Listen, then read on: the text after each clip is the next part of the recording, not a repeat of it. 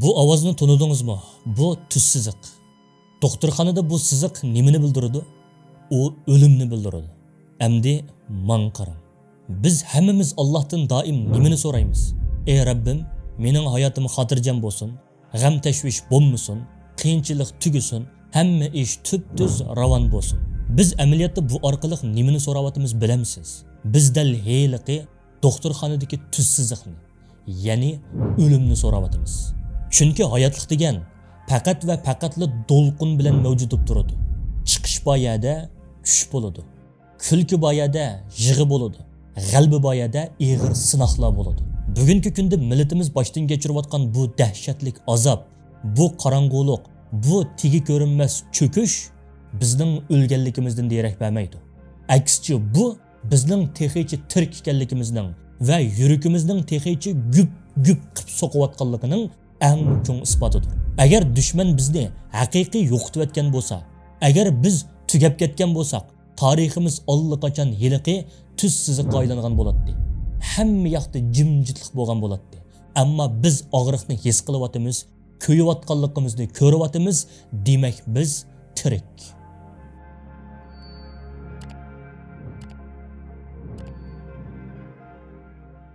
Assalomu alaykum izbosar qayrindishim.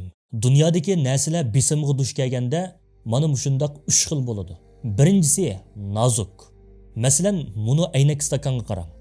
Uni bir yerga uring. Nima bo'ladi? Chiqiladi. Parcha bo'ladi.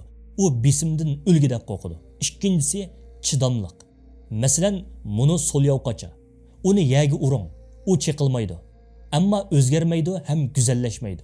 Besim uningga qarqinmaydi, ham uni yaxshilamaydi. Üçüncüsü, zarbidan kuchayguvchi. Bu dal sizning muskulingiz va immun sistemangiz. Siz chiniqish uyga berib, ig'ir to'mirni ko'targanda nima ish bo'ladi bilamsiz? Siz o'z muskul talalaringizni rahimsizlarcha yirtisiz. Siz o'z-o'zingizga azob berasiz. Ammo badaningiz nima qiladi? Voy meni yirtivatdi deb yig'lab, yo'qab o'lib ketamdi. Yo'q. Badaningiz menga besim keldi, xatar keldi. Men kelar qitim buningga bardoshlik bera oladigan bo'lishim kerak deb yirtilgan yani burunqidimi teximi qilin, teximi kuchli qilib yamab chiqadi.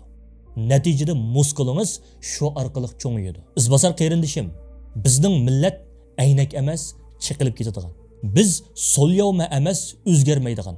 Biz dal ashu zarbidan kuchayguvchi bir tirik organizm. Dushman bizning tilimizni chekladimi? Bizning tilga bo'lgan muhabbatimiz 10 hassa oshdi. Tarixda bo'p baxmagan darajada chet elda ona til maktablari qurildi. Ular bizni bo'lib etdimi, qamidimi? Bizning birlashish orzuyimiz, davlat qurish ishtiyoqimiz tarixda ko'rilmagan darajada kuchaydi. Demak, bu qorong'ulik biz tortayotgan bu besim bizni yo'qotadigan ajallik bo'lqa emas. Bu bizning milliy muskullarimizni yirtayotgan tarixiy chiniqish. Shundoq yirtilyapmiz, og'riyapmiz, qon qusyapmiz. Ammo shuningga ishininki saqayganda o'rnimizdan dast turganimizda biz burunqidimi 1000 hassa hayvatlik va yengilmas bo'lamiz. Siz eng qorong'u chog'ining nima ekanligini bilamsiz. Payg'ambarimiz Muhammad Mustafa sallallohu alayhi va sallamning hayotidagi Taif safarini bir aslang. Xadicha onamiz vafot bo'lgan, Abu Talib vafot bo'lgan. Yo'lanchik yo'q, himoyachi yo'q, musulmonlar ichinishli holatda.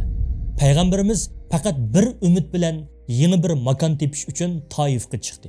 Natijachi Taif xalqi u zotni qabul qilmayli qolmasdan yosh bolalarni, talvilarni, qullarni kayniga agashtirib, u zotni ko'chima-ko'chi qo'g'lab orqasidan chalma-kesak qildi. U zotning muborak putlari qoniga bo'yaldi, holidan ketdi, bir daraxtning tuviga yiqildi. Bu islom tarixidagi eng qorong'u, eng umidsiz, eng xor nuqtati. Ammo shu zulmatli qorong'ulikdan keyin darhol nima keldi? Shu vaqadan uzun o'tmasdinla Alloh taolo u zotni Isro va Mirojga taklif qildi. Yerdagi insonlar tosh otgan, qo'g'lagan shu zotni osmondagi milliardlagan farishtalar sap tortib qarshi oldi. Alloh u zotni 7 qat osmonga chiqarib bevosita paranglashdi.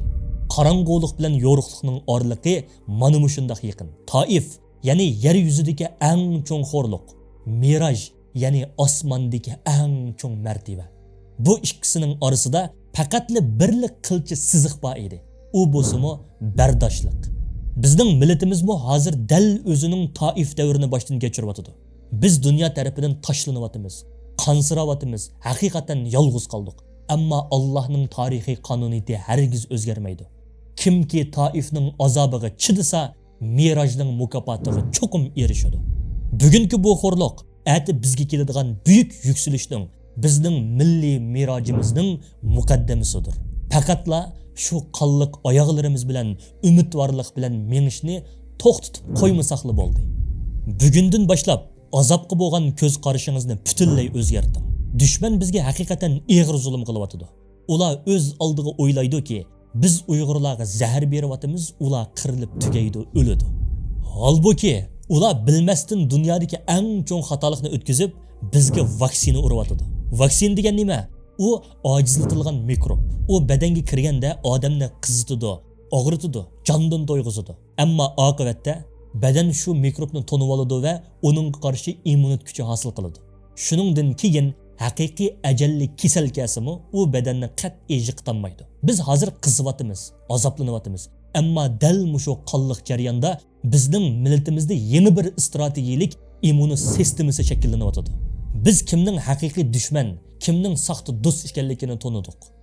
Biz qon qarindoshlik va ittifoqlikning qimmatini o'lim badaliga bildik. Biz yolg'on shuarlarning emas, haqiqiy ilm va kuchning qimmatini tonidik. Biz bir mezgil ko'k bayroq ko'tarib, endi qizil bayroq ko'targanlarni ko'rdik. Vatandan hijrat qilib chiqdik deb qo'yib, amdilikda hijratdan nasibsiz ekanligini ko'ryapmiz. Bu vaksina davri oxirlashganda inshaalloh biz dunyodagi eng sop, eng chidamliq, eng yiqilmas va eng qudratli millatga aylanamiz. Shunga og'riqqa rahmat eting. Chunki u sizni tarixiy kasalliklardan saqaytibotidi. Mening izbosar qayrindishim, qarong'ulikdan hargiz qo'rqmang. U faqat tong etishning signali xolos.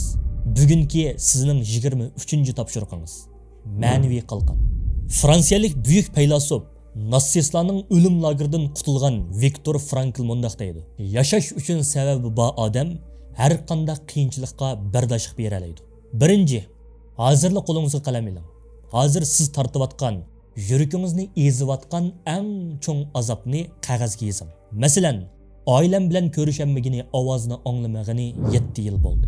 Ota-onam tufayli tahdidga uchrayapman. Ikkinchidan, ondan shu azobning yeniga bu azobning sizga berayotgan bir dona aktiv kuchi va ma'nosini tepib yozing.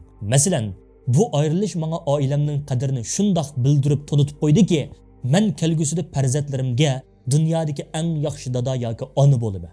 Bu zulm menga shuni bildirdiki, men cho'qim kuchayishim kerak. Men endi vaqtimni isrof qilib, g'ururlik qilib yashayolmayman. Ota-onam men uchun vaqtliq dunyoda qiynalyapti. Men dinim uchun borligimni atash orqali abadiy jannatda ularning inshaalloh hordiqini cho'qim chiqaraman. Uchinchidan, mushu yezib chiqqan jumlani telefoningizning ekraniga chiqarib oling. Bu sizning umrlik ma'naviy qalqiningiz bo'lsin. Biz ata, ya'ni 24-qismda fidokorlik haqida suhbatlashamiz. Biz azobga chididik, umidli bo'ldik. Endi biz nimadan voz kechishimiz kerak? Chunki badal to'lamagan, ter va qon to'kilmagan hech qanday narsaning qimmati bo'lmaydi. Siz millat uchun nimani qurbon qila olasiz? Ruhingizni tayyorlab keling. Alloh sizga yor bo'lsin. Allohga omonat, at ko'rishaylik.